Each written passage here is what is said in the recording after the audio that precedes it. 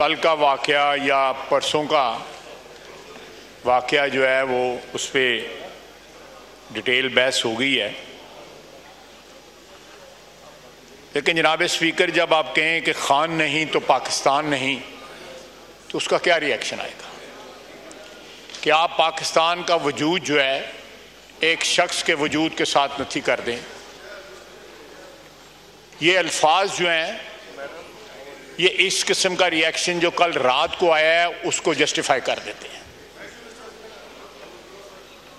या ये कहा जाए कि मैं पश्तूनों का लश्कर लेके पंजाब पे हमला आवर हूँगा, तो इस किस्म के अल्फाज कल रात का रिएक्शन जो है उसकी जस्टिफिकेशन दे देते हैं। मैं नहीं कहता कि वो कल रात का जो है रिएक्शन था वो आइसोलेशन में कोई जस्टिफाइड था। No, it was a reaction of what happened day before yesterday.